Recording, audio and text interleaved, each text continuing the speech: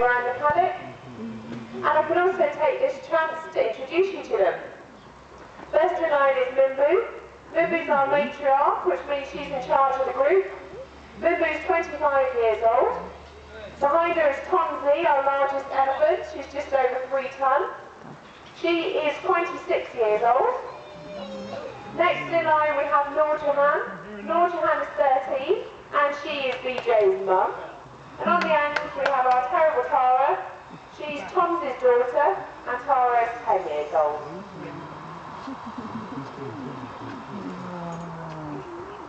The first stage of the training then is to get the elephants to lift up their trunks, and the keepers will take a look inside their mouths. We do this so we can check that their teeth and their tongue and their inner cheeks are nice and healthy. Elephants only have 4 teeth, but each of them is the size of a house brick, so it's a good idea to make sure that they're in good condition.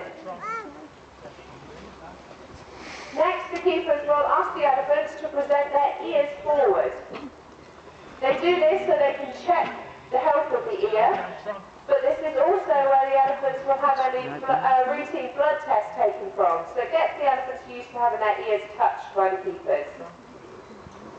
As I mentioned before, it's very important that these elephants trust their keepers, so the next section is a bonding exercise where the keepers ask the elephants to hold out their trunks so they can hold the end of them.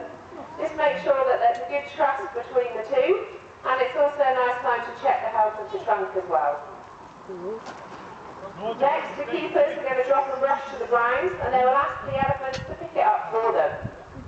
Not only does this keep the trunk nice and agile and strong, it's also a health and safety issue. It's much safer to get the elephants to pick things up than to get the keepers kneeling down in front of the elephant. With the brush they've picked up, they will then carry out the foot care section. So the girls are asked to lift their feet one at a time.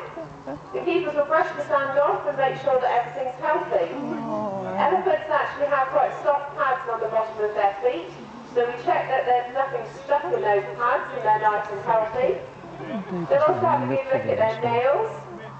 And every now and again, the girls will have a pedicure where their nails are trimmed to keep them looking nice, but most importantly to keep them healthy.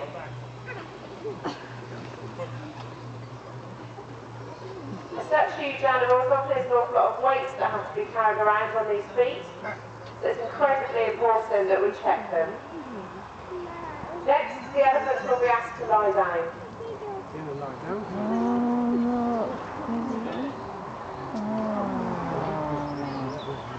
So whilst in this position, the keepers can walk around and check that they're nice and healthy all along with the skin on their backs.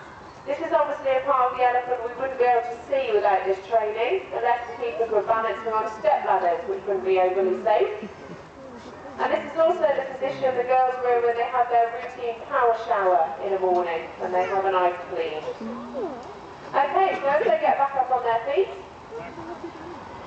they will then be asked to present their head down towards the ground.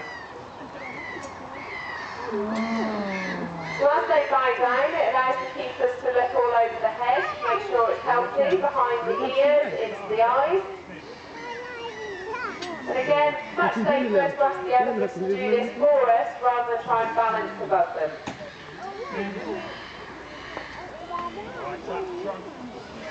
All these behaviours are here to help us to care for them and to keep them physically fit.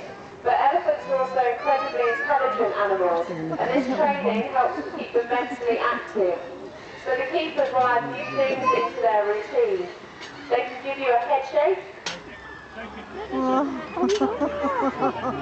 which is also when they shake the sand off their heads, and they can also give you their own version of an elephant curtsy. Oh no.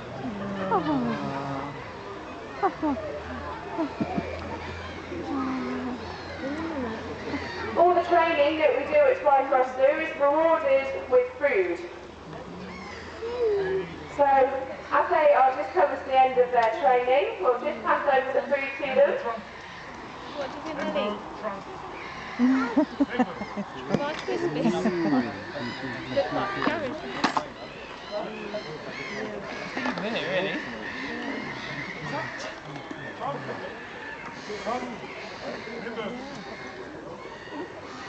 So we'll scatter the food down in front of them so they can see their reward, but we will ask them to just wait a moment so we have some nice obedient elephants.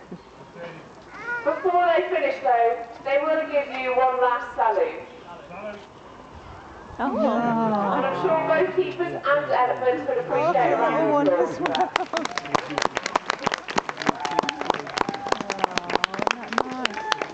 So the girls are going to walk on now and enjoy their reward. So they will use that trunk to pick up the food that we scatter around.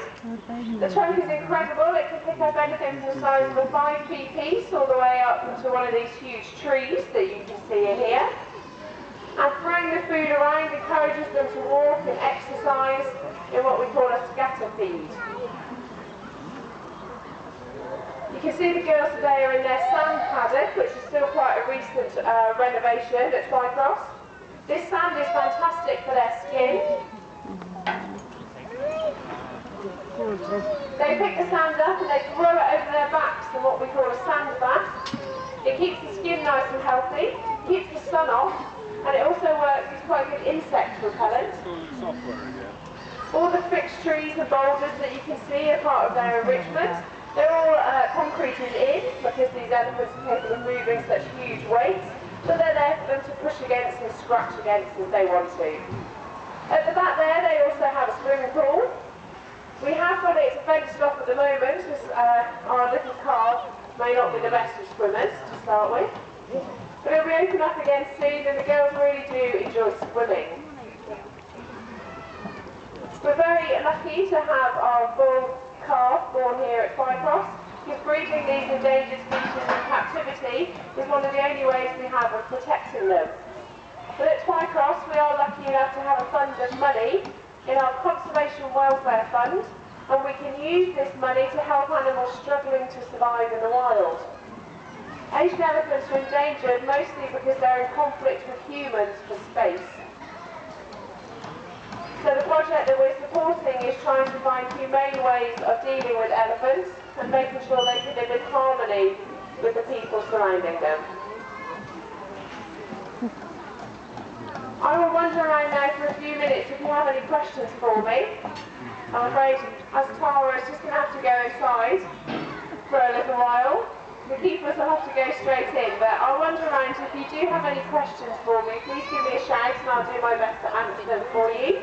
There'll be the next feeding presentation will take place at 3:15. That will be over at the Sea Lion Pool, and that will be followed directly by penguin feeding at around 3:25. Thank you very much, and I hope you're enjoying your day here with us.